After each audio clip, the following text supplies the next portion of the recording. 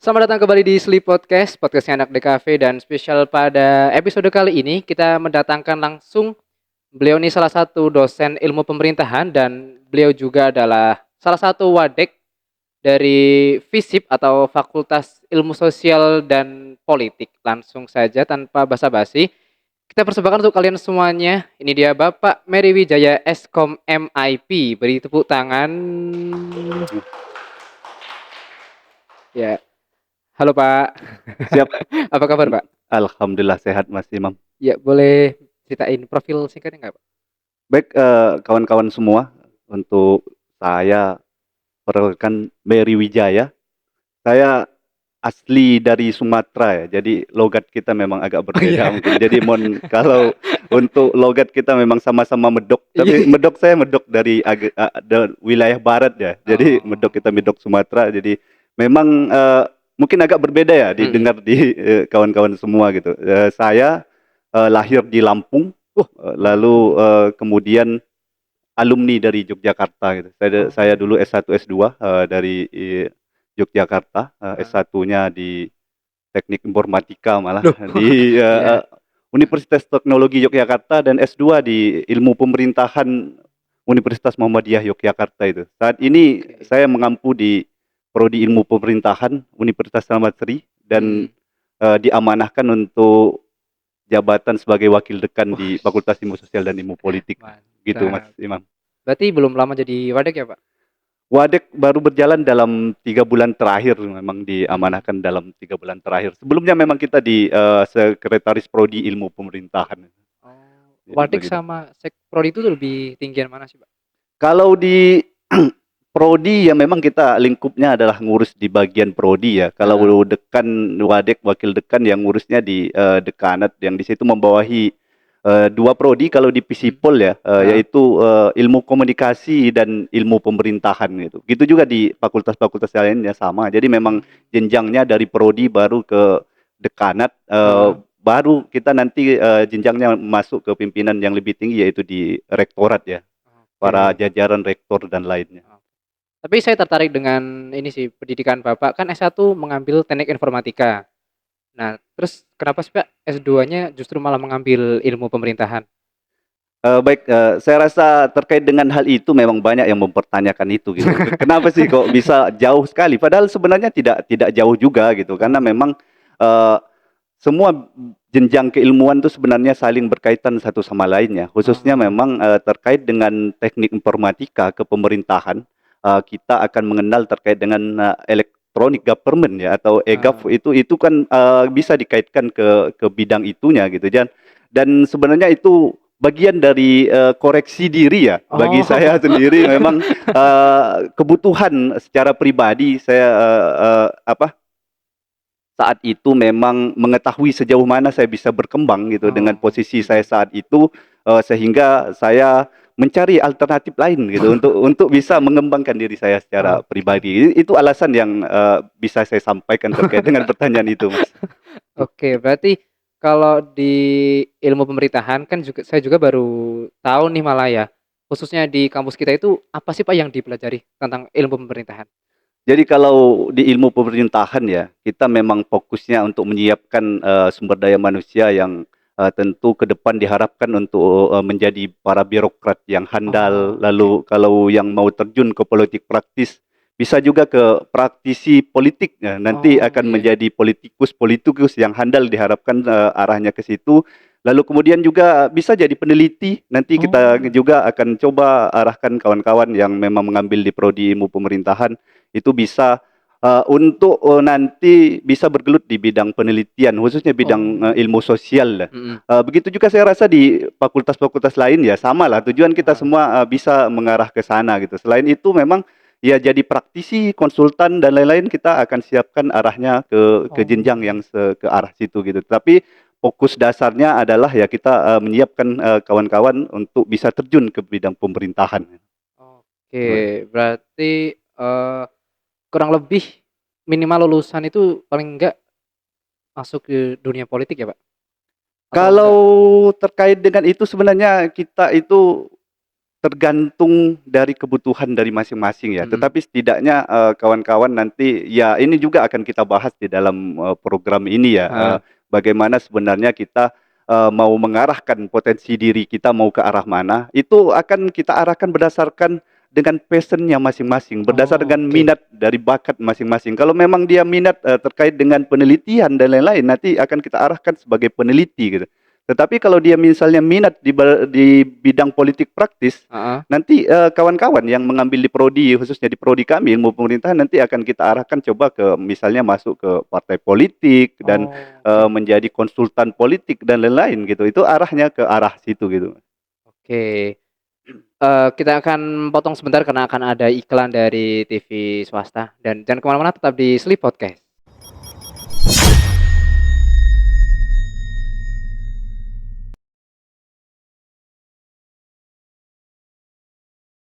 Kembali lagi di Sleep Podcast dan melanjutkan yang tadi ya Pak ya. Berarti di ilmu pemerintahan itu ada peminatannya ya Pak? Kan di DKV ada. Di pemerintahan gimana Pak? Kalau di pemerintahan sebenarnya kita tidak ada focusing ya. Ada beberapa focusing ya. Mohon maaf saya ralat bahwa ada beberapa peminatan. Yang pertama terkait dengan politik. Yang kedua terkait dengan pemerintahan, khususnya pemerintahan daerah. Jadi kita akan fokuskan bagaimana kawan-kawan misalnya yang berminat dengan politik, kita akan arahkan bagaimana mereka kelak ketika berkarir sebagai politikus misalnya, politisi. Lalu yang di pemerintahan daerah, bagaimana misalnya kawan-kawan yang mengambil mengerti terkait dengan pengelolaan pemerintah secara umum, khususnya di pemerintahan daerah. Oke, berarti kalau misal saya nih lulus nanti ya, amin, ingin bekerja atau memiliki jenjang karir di pemerintahan itu bisa nggak sih Pak? Baik, ini masuk ke jurusan di DKP ya. Iya, benar. Ini menarik memang. Saya rasa ini semua menjadi keresahan dari kita semua, termasuk saya dulu ketika zaman saya kuliah ya. Saya ya bingung juga ketika dulu kita kuliah mau kemana gitu. Apalagi sudah masuk beberapa semester kan, skill juga pas-pasan gitu. Lalu kemudian introspeksi diri gitu, sejauh mana kita bisa berkarir. Tetapi begini, perlu saya sampaikan bahwa sebenarnya kesempatan kita di dunia kerja itu setiap individu sama, tergantung dengan bidangnya masing-masing, dan sudah ada plotting atau sudah ada jenjang dari masing-masing bidang keilmuan, sehingga tentu kesempatan itu bisa kita manfaatkan. Khususnya di DKP sendiri, ketika kita bicara terkait bagaimana sih kita bisa masuk ke misalnya menjadi aparatur pemerintah ya dalam hal ini, itu saya akan coba masuk bahwa kita itu sebenarnya kita coba mulai dari bagaimana sih kita misalnya menanamkan tujuan kita untuk bekerja. Itu terlebih dahulu ya kita harus coba tanamkan. Kita bekerja itu untuk apa sih sebenarnya? Nah, itu dulu. Tetapi secara umum menurut pandangan saya bahwa kita bekerja itu adalah untuk menghidupi keluarga tentunya. Itu dulu berkaitan, tentu itu berkaitan dengan keuangan ya. Kita mencari uang lah. Itu bahasa sederhananya bahwa kita bekerja tujuannya adalah untuk mencari uang misalnya. Lalu kemudian dari situ ketika kita berbicara terkait dengan bagaimana mengakses pemerintahan misalnya, ada dua konstruksi yang akan saya sampaikan bahwa kita akan langsung misalnya mengakses keuangan negara secara langsung, atau misalnya dari luar pemerintahan misalnya. Sebagai contohnya begini, kawan-kawan, bahwa terkait dengan bagaimana kita cara mengakses tadi, kalau kita mau akses secara langsung ada dua pola karir ya, pola karir di pemerintahan ya. Karir yang secara jenjang karir, itu karir secara politik, dengan jenjang karir yang diraih secara non politik atau memang berkarir secara normal ya. Kalau karir secara politik itu bisa sebagai misalnya kepala desa. Oh, bisa berarti Pak? Iya, bisa. Saya rasa semua ya, karena itu nanti kita akan ulas lebih jauh ya. Kepala desa misalnya, lalu bupati, wali kota dan lain-lain. Saya rasa semua kesempatan itu tadi sebenarnya itu terbuka untuk semua ya, semua jenjang keilmuan ya. Lalu ketika lebih jauh kita akan dalami, maka semua tergantung kepada diri kita masing-masing gitu. Nah, ada dua pola karir tadi. Jadi secara karir secara politik langsung politik praktis misalnya, lalu secara jenjang karir yang secara normal di pemerintahan itu misalnya ya kita ada dua bidang juga cara kita masuk. Oke. Yaitu yang pertama sebagai aparatur sipil negara ya. Oke. Dalam hal itu di dalam jenjang aparatur sipil negara itu ada dibagi menjadi dua berdasarkan peraturan undang-undang nomor 5 tahun 2014 kalau tidak salah, mohon saya dikoreksi ya. Oke. Nomor 5 tahun 2014 itu berkaitan dengan bagaimana mengelola aparatur sipil negara yang dalam hal ini terbagi menjadi dua, yaitu bagi lagi menjadi dua, Mas Imam, yaitu PNS maupun P3K atau pegawai pemerintah dengan perjanjian kerja. Jadi bisa menjadi apa, kita coba telusuri dari dua bidang karir itu yang ada di pemerintahan gitu. Dan ketika lebih jauh lagi maka tadi ada beberapa jabatan di dalam pemerintahan ya. Jadi dalam pemerintahan itu sebenarnya nomenklatur jabatannya banyak sekali, tetapi kalau kita akan runut bahwa di pemerintahan ada yang dinamakan jabatan pimpinan tinggi, lalu ada jabatan administrasi, lalu ada juga jabatan fungsional. Nah, apa itu jabatan pimpinan tinggi? Jabatan pimpinan tinggi inilah bagian jabatan yang secara struktural yang diemban oleh para pimpinan yang mulai dari eselon 2 yaitu kepala dinas dan lain-lain ya. Nah, tentunya itu bagian dari jenjang karir di dalam kepemerintahan ya. Itu akan diraih secara berkarir ya. Tetapi kalau jabatan yang bisa kita akses khususnya untuk kita di DKP itu mulai dari jabatan administrasi. Di dalam jabatan administrasi ini juga terbagi menjadi beberapa bagian ya. Jenjang juga gitu. Jadi jenjangnya juga gitu. Administrasi itu yaitu jabatan administrator. Lalu di bawahnya ada jabatan pengawas. Kalau jabatan yang paling bawah yaitu jabatan pelaksana ya. Nah, jabatan pelaksana ini diisi oleh kita-kita sebagai misalnya orang-orang yang baru masuk sebagai ASN itu disebut sebagai jabatan pelaksana. Itu bahasa yang lebih ini ya di pemerintahan. Jadi kalau kita di luar mungkin nyebut sebagai staf dan lain-lain. Kalau di pemerintahan itu disebut sebagai jabatan. Jadi semua itu adalah jabatan bagi kita semua gitu yang mengemban semua jabatan yang saya sebutkan tadi gitu. Kalau jabatan apa? Administrator tadi itu jenjangnya di eselon 3, itu karir mereka seperti camat, lalu kepala bidang dan lain-lain gitu. Dan jabatan yang di bawahnya pengawas tadi yaitu jabatan di bawahnya eselon 4, misalnya kalau di bahasa nomenklatur bahasa yang dikenal di masyarakat ya, eselon 4 itu ya kepala seksi dan lain-lain. Itu di pemerintahan itu dipelajari tentang itu. Jadi kalau tadi berkaitan dengan kawan-kawan yang di DKP ya, itu tadi bisa fokus ke jabatan pelaksana tadi. Di dalamnya misalnya contohnya kalau secara spesifik ya khusus untuk teman-teman di DKP kayaknya susah juga saya menemukan karena nomenklatur jabatan itu sampai ribuan itu nama jabatan yang ada di pemerintahan ya. Saya sampai saat ini nggak hafal juga gitu. Tapi salah satu contoh yang bisa kita coba masuk khususnya di kawan-kawan yang di DKP gitu, juga di teman-teman di bidang keilmuan lainnya itu mulai karir kita dari bawah itu ketika kita mau mengakses sebagai ASN baik itu sebagai PNS maupun P3K tadi. Itu bisa dimulai dari jabatan pelaksana tadi. Sebagai contoh DKP-nya yaitu jabatan Pranata Humas misalnya. Nah, di situ kan ada bidang-bidang lainnya gitu yang bisa dimasuki oleh jenjang pendidikan bidang lainnya juga gitu. Tetapi ya salah satu contohnya seperti itu. Dan kalau misalnya terkait dengan misalnya jenjangnya ke depannya itu ya berkarir secara normal gitu. Itu salah satu contoh yang bisa saya sampaikan gitu. Baik. Karena akan ada iklan lagi, ini karena ada banyak ratusan iklan masuk. Jadi kita potong lagi, jangan kemana-mana, tetap di Sleep Podcast.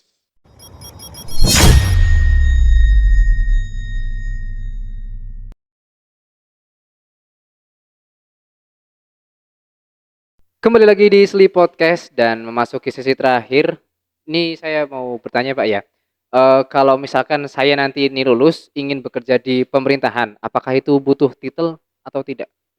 Baik, untuk Mas Imam ya, untuk pertanyaan dari jenengan sendiri ketika mohon maaf saya ralat.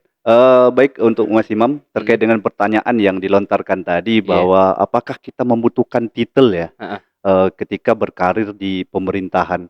Saya rasa, itu tidak semua memang membutuhkan titel ya, karena memang, ada beberapa jabatan yang tadi saya jelaskan memang bisa diakses oleh, kawan-kawan yang dari pendidikannya tingkat sekolah menengah ya. Jadi mhm, ada kesempatan juga, untuk teman-teman yang masih, sebatas sekolahnya di jenjang pendidikan menengah itu, seperti halnya memang, di dalam pemerintahan, yang bisa saya contohkan misalnya di, sipir dan mhm, lain-lain itu kan jenjang pendidikannya itu jenjang pendidikan menengah ya. Nanti setelah misalnya masuk ke dalam aparatur sipil negara tadi, setelah masuk ke bagian itu mungkin bisa, untuk meneruskan jenjang pendidikan berikutnya. Jadi tidak oke, tidak, tidak juga, eee, diharuskan untuk punya titel tadi gitu. oh, Tetapi kalau tadi, kawan-kawan mau mengakses jenjang yang lebih tinggi, heeh, misalnya ya tentu, perlu menyertakan, persyaratan dari jabatan yang akan kita coba masuki tadi, khususnya di jenjang pendidikannya, pendidikan pendidikan di tingkat, yang lebih tinggi, mhm, dalam hal ini tentu S1 maupun D3 dan jenjang berikutnya gitu, di jenjang-jenjang yang oke, lainnya, begitu Mas Imam. oke.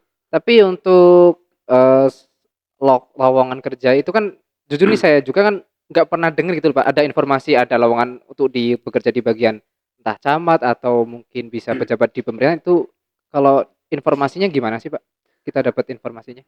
Baik, perlu saya sampaikan bahwa pengelolaan sumber daya manusia ya di dalam pemerintahan itu memang, untuk saat ini ya Mhm, semua dikelola oleh, cara alur untuk masuk dan lain-lain dikelola oleh, Badan Kepegawaian Negara langsung ya. mhm, Jadi khususnya untuk mengakses bagaimana kita menjadi, seorang ASN, heeh, baik itu sebagai PNS maupun, P3K dan itu semua sebenarnya diatur oleh Kementerian Pan-RB juga gitu ya. Ada dua dua, Eee, apa, 2 bidang tersebut yang membidangi bagaimana pengelolaan aparatur sipil negara di negara kita gitu. Jadi terkait dengan apa yang jenengan sampaikan tadi, bagaimana sih mendapatkan informasi, heeh, sebenarnya itu berangkat dari, bagaimana kebutuhan dari, pemerintah ya mhm, terkait dengan sumber daya manusia, di situ diawali dengan, pemerintah terlebih dahulu melakukan, yang namanya analisis jabatan itu, mhm, analisis jabatan jadi suatu jabatan di pemerintahan itu misalnya, apakah masih layak misalnya, diemban oleh satu orang misalnya, heeh, misalnya di, jabatan yang paling bawah tadi diemban oleh satu orang atau misalnya butuh, tambahan pegawai misalnya. mhm, Nah di situ berangkat dari situ lalu kemudian muncul formulasi jabatan itu, jadi oke, kebutuhan pegawai yang dimunculkan, nanti, kebutuhan pegawai sudah muncul baru diusulkan ke kementerian itu kalau dia di pemerintahan daerah maupun di jenjang pemerintahan yang lainnya, baik pusat maupun daerah. Setelah diusulkan, tentu dengan pertimbangan ya, mhm, banyak pertimbangan juga, tidak juga serta-merta langsung apa yang diusulkan oleh pemerintah, daerah maupun pemerintah pusat itu terkait dengan penambahan SDM langsung di-ACC ya. oke, Tetapi, tentu, dipertimbangkan juga bagaimana kemampuan keuangan negara ya, mmm, apalagi terkait dengan P3K tadi itu dikembalikan kepada daerah masing-masing atau kementerian maupun lembaganya masing-masing yang membutuhkan, penambahan pegawai tadi, baru dia boleh melakukan perekrutan atau, memunculkan, kebutuhan pegawai yang akan, direkrut di dalam periode tersebut gitu. Di mana kita dapat mengakses informasi itu, mhm, saya rasa kawan-kawan bisa, update ya, sekarang kan udah zamannya, ini iya, teknologi ya. Saya rasa betul. kalau sekarang, hemat saya bagi yang kurang update sudah keterlaluan juga gitu ya. Saya Jadi juga update soalnya. informasi gitu terkait dengan, eee, apa yang dilakukan oleh pemerintahan saya rasa semua bisa diakses ya, yang Oke, khusus dengan, eee kepegawaian tadi Hmm.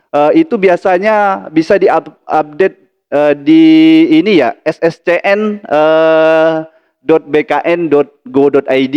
Oh, oke. Itu biasanya sistem yang memberikan informasi bagaimana penerimaan pegawai pemerintah baik itu PNS Oke. maupun P3K yang saya jelaskan tadi. Itu Oke. mungkin alur informasi yang bisa kawan-kawan misalnya akses gitu. Oke. Terima kasih, Mas. Dan kita berada di sesi terakhir. Ini ada kiriman pertanyaan. Ada sekitar 2.531 dan kita pilih 3 saja. Yang pertama ini ada pertanyaan dari Dwi_Latif. Izin bertanya Pak, bedanya pekerjaan di instansi pemerintah dengan instansi lain apa Pak? Mungkin bisa dijelaskan. Baik, saya rasa yang dimaksud ya, menurut hemat saya yang dimaksud dari pertanyaan Mas siapa tadi, Mas Latif ya? Mas Mas Latif. Latif tadi saya Latif. Latif yang memberikan pertanyaan tadi, apa sih bedanya bekerja di instansi pemerintah maupun di instansi yang lainnya atau Hmm. perusahaan atau dan lain-lain? Saya rasa pokok utamanya itu berkaitan dengan uang negara atau bukan ya. Nah, itu Oh. yang saya sampaikan tadi. Waduh, waduh, Ketika waduh, kita waduh. berbicara dengan pemerintah tadi, maka tentu kita digaji oleh uang negara, Hmm. khususnya APBN ya, yang bersumber dari APBN. Lalu di luar itu, khususnya di perusahaan-perusahaan Hmm. swasta yang tidak berkaitan dengan pemerintah, itu penggajiannya atau Hmm. keuangannya ya bersumber dari penghasilan yang dikelola oleh perusahaan itu sendiri gitu. Tetapi berkaitan dengan perusahaan swasta ya Mas, Hmm. ini apa yang saya pahami bahwa tidak semua juga tidak menggunakan uang negara misalnya. Sebagai contoh ini ada beberapa eh, lembaga, Hmm. khususnya lembaga konsultan ya, lembaga konsultan yang memang eh, kegiatan atau proyek yang dia jalankan itu ya Hmm. proyek-proyek pemerintahan gitu. Nah, itu kan di luar pemerintahan, Hmm. tetapi dia mengakses keuangannya, uang negara juga, tetapi melalui swasta yang atau lembaga swasta yang dia punya gitu. Jadi Oh, tidak oke. menutup kemungkinan juga yang di luar pemerintahan secara langsung tadi aksesnya tadi itu Hmm. juga mengelola keuangan negara gitu. Itu yang Oh, perlu saya oke. sampaikan. Terima kasih, Mas. Oke, dan pertanyaan selanjutnya ada dari Bima Prastya. Sebagai calon lulusan DKV, tips apa yang bisa saya pelajari jika saya ingin memutuskan untuk saya ingin memutuskan untuk melamar di BUMN? Apa yang perlu saya persiapkan dari sekarang? Baik, BUMN kan itu memang punya negara ya. Ya. Saya rasa hampir sama lah dengan persyaratan-persyaratan yang lainnya. Oh. Tentu terkait dengan bagaimana kita mengakses ya untuk sebagai karyawan, apa yang perlu kita persiapkan, yang pertama ya keahlian kita di Oke. bidang kita masing-masing. Lalu ditambah dengan keahlian bidang lainnya seperti misalnya apa yang kita lakukan hari ini gitu, bagaimana kemampuan kita menjelaskan, berbicara dan lain-lain. Lalu kemampuan misalnya menganalisis misalnya permasalahan yang ada dan lain, Hmm. memecahkan permasalahan dan lain-lain. Kemampuan-kemampuan semacam itu yang perlu dipersiapkan untuk diri Oke. kawan-kawan semua gitu sebelum mengakses dunia kerja gitu. Hal-hal semacam itu yang sederhana yang memang itu sebenarnya yang dipersiapkan oleh semua calon ini ya, calon karyawan ya, Hmm. bagi semua kita semua yang belum misalnya terjun ke dunia kerja, hal-hal semacam itu yang perlu disiapkan gitu. Terima kasih. Oke. Dan ini dia pertanyaan terakhir dari Arifianto. Saya calon seorang desainer grafis lulusan dari Prodi DKV. Pede sekali ya. Dan tertarik untuk melamar di instansi pemerintahan. Kira-kira pertanyaan apa yang akan ditanyakan pada saat interview? Baik, perlu ini ya, kembali lagi ke yang awal saya jelaskan tadi Hah? bahwa pola karir di pemerintahan untuk saat ini ya, Hah? bagaimana kita mengakses jenjang karir di pemerintahan itu ya melalui jenjang ASN tadi, baik itu PNS maupun P3K. Tetapi di luar itu saya rasa bisa juga sebagai honorer ya. Hmm. Tetapi kan honorer saya rasa untuk kesejahteraannya memang agak ini ya, agak belum diperhatikan oleh pemerintah kita. Tetapi intinya yang ditanyakan tadi bagaimana apa yang perlu saya siapkan Siapkan. pertanyaan misalnya. Jadi dalam hal misalnya melakukan tes di dalam perekrutan sebagai ASN tadi itu beberapa jenjang ya. Ada dilakukan beberapa jenjang oleh BKN yang itu yang pertama berkaitan dengan tes kompetisi dasar atau biasanya disebut sebagai SKB, seleksi kompetisi SKD. SKD, Oh, oke. seleksi kompetisi dasar, lalu kemudian seleksi kompetisi bidang. Di dalam Oke, seleksi kompetisi dasar itu ya itu berkaitan dengan tes intelijensi umum, lalu di situ juga wawasan kebangsaan gitu. Nah, dan selain itu tentu setelah lolos di tahap itu baru masuk ke kompetensi bidang sesuai dengan kemampuan keahlian masing-masing di bidangnya masing-masing. Saya rasa itu ya yang perlu disiapkan. Terkait dengan pertanyaannya itu sewaktu-waktu bisa berubah ya. Oh Jadi iya, betul. pengalaman misalnya kawan-kawan saat ini dengan 2 tahun kemudian saya rasa pengalaman terkait pertanyaan dan lain-lain apa yang perlu disiapkan dalam interview dan lain-lain itu akan mengalir Oke. seiring berjalannya waktu gitu. Terima kasih Mas. Oke. Dan kita eh, berada di akhir acara. Mohon maaf sekali karena sebenarnya saya masih ingin banyak bertanya Pak ini sebenarnya, tapi karena keterbatasan budget dan juga minim waktu, jadi kita akan sudahi. Jadi kesimpulan yang bisa saya ambil pada episode kali ini sebenarnya DKV itu bisa masuk di pemerintah juga berarti ya Pak ya? Bisa Betul. saja masuk dan untuk kalian para alumni DKV yang mungkin ingin mencoba jenjang karir di instansi pemerintah tentu saja bisa dan sangat terbuka lebar Pak ya. Betul. Nanti kita akan cantumkan website resminya di video. Semoga editor kita tidak bosan ya. Dan kita akan berjumpa kembali di episode selanjutnya bersama saya tentunya. Mungkin kalian ada rekomendasi bintang tamu siapa lagi yang akan kita datangkan, tulis-tulis saja di komentar atau di DM kita dan sampai jumpa kembali tetap di Sleep Podcast.